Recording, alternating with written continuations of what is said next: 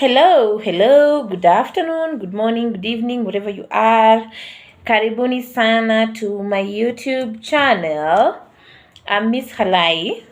It's been long. Goodness, it's been long. Ha! Na nimewamiss ni aje. Thank you. Najua nakaa vizuri. Yeah. Omba namba ya salonist wangu nikupatie. Well, today I'm glad tuko hapa leo. It's been quite a minute. The last time I did a video sijui ilikuwa lini. It's been quite a minute, but I'm glad we are here anyway. And nimekuja na mazuri. First of all, I'm looking good, and thank you. If you have not subscribed, please subscribe. Kama uja subscribe, please subscribe and like and comment. And also, after this video, I'd like to know what you think. Yes, what do you think about today's topic? So today's topic is we are going to look at something. Jana, I posted something on my status and asked ladies, my friends, what do you think people should do before they visit you? And if you are a person visiting, what do you do before and when you're visiting someone? Ni nini yenye unafanya before and when you're visiting someone, a friend, in this case a relative, you know. I'm listening to music. I'm feeling good because after hapa I'm going to the studio. I'm going to tune in, and I'm going to do some practice to live band. Yeah, so I do sing a lot of lumba. So suka seko tingamai yangai na mobali nangai pontalo moka ba mama tobalana tosukisa bilobela ngoya batu ikwela yanga ina sheri sukalilitama. Anyway, that's fine. That is fine for today. Yeah. So what is it that you do before you visit someone? And if you're the person being visited, what is it that you wish you would have done before you visit, or ni nini hiyo ungependa a visitor afanye before they come to your place? Staying over for like a day or two or so, or a sleepover or something like that. So these are the answers to some of the people, the responses that I got on WhatsApp yesterday. So I had one person saying that before you visit someone, you need to ensure that you assess the situation. If truly you're friends, so you will know if it is the right time for you to visit or not the right time, you know.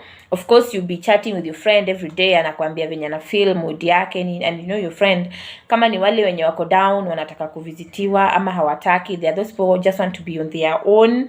Like myself, sometimes I just want to be on my own. I don't even want a neighbor to come knocking, however close we are, you know. And there are those times that I just need people over, or I want to visit someone. So you need to assess the situation, and you know if your friend is it the right time for you to visit. Also, it could be that it's you who needs help. So your friend also should be open to welcome you if they need to have a chat with you. Maybe just stay over for the night and enjoy the apps, or maybe try to sort of talk out the laws. And then there was another feedback that said before, when you visit, carry shopping. Yes, carry shopping. Maybe not really like shopping, I don't know what they mean, but you know your friend, yeah. And it's not right, we are adults, to just, unless you're having problems that then hazikuruhusu, maybe you even get food or even transport and you're working.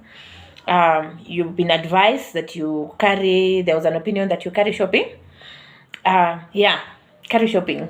Carry some oranges, you know, something like looks like a gift. Yeah. There's another person who said carry a glass of wine and do not call your boyfriend for a very long time.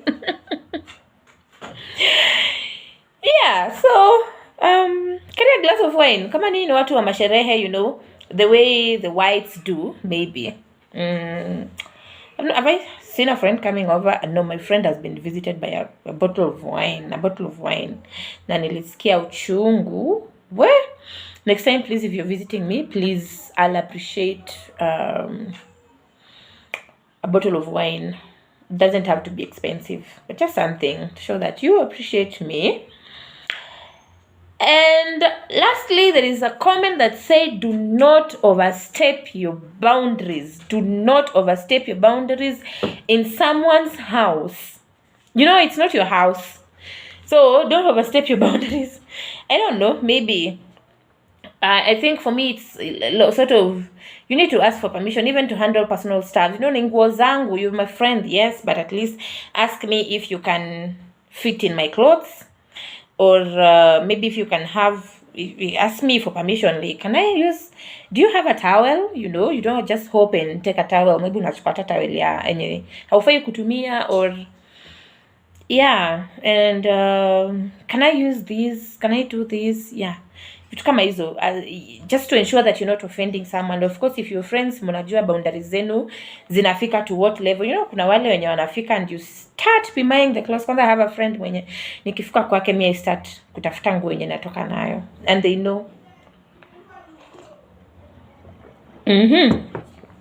Yeah, so ensure that you do not overstep your boundaries. Yeah, and these are tough times, so when you're visiting someone, ensure you're visiting them at the right time. Sikuje kuharibu budget ya siku 3. Yeah. Well, another thing that I was almost forgetting is do not overstay your welcome. Do not overstay your welcome.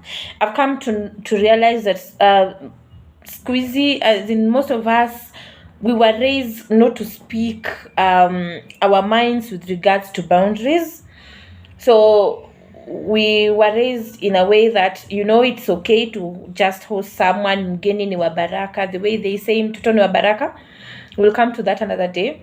But the way they say mgeni ni wa baraka, but I don't think that is okay. Wageni ni wa baraka, yes, but then that should not mean that I feel uncomfortable in my own house. No, it's not that someone does hate. It's not that you're being hated or being chased away. But I don't think it's right to overstay your welcome, unless, of course, there are other factors that could make someone to stay longer than they had anticipated. A case, maybe an example, someone went to look for a job and bado hajapata after 1 week, and then they still have to stay over maybe for another week. Yeah, vitu kama hizo zinaeleweka. But if you just visiting, tunakuja kukaa kupiga story maudaku nini. Talking of udaku, I'll come to that point again. Ni mingi nika sikuziandika zote. Yes. If you are visiting someone and then call Diana and say, you know what, D, I would like to visit you over. Nimeboeka nasikiacha nikam nikae 2 days tupige ma story. You know, D will psychologically prepare herself for the 2 days. Ikenda sana 3. So imagine niende hapo hivyo nikae 1 week, 2 weeks, hata maybe she has kids or a husband staying around, or maybe a boyfriend wants to visit, or she just wants to be on her own and do her own things, which is very okay. After all, it's her private space. It is offensive of me to stay there for more than we'd agreed. So do not overstay your welcome. And also always appreciate your host after they host you, you know. Yeah, so always appreciate someone, appreciate their effort. Si kuingia kwa nyumba kwanza kusema na wewe ulinunua hii meza mbona ulinunua meza ya 10k na unaweza nunua meza ya 20k. You know, appreciate someone for hosting you. Also, do not make them feel bad of their own space. Don't. If anything, bring in good vibes only. Yeah, I said udaku. There's a friend of mine who said yesterday that when you're visiting someone, please, if you do not have udaku and you are friends, do not come over. What are we coming to talk about? Hello, wale wa kusema tunakuja kuongelea biashara, thank you. But then this is her opinion. Wale wa biashara mngeleta opinion yenu. That is a valid point also. But according to her, ensure that you bring gist gist and more gist, na uhakikishe ni mingi hivi juu masaa nayo ni machache. I felt to need to discuss this and I'll be waiting to see your comments. Yeah, na nimevaa vizuri by the way, ni venye sina photographer, so I don't know how best I can show you this my outfit, and I'm not bragging, it's from the UK. I was gifted by my one and only friend Sheila. She's if you're a member of Wanderlust, she's the famous Agal Toto. She's in London, UK, so she has gifted me quite a number of clothes.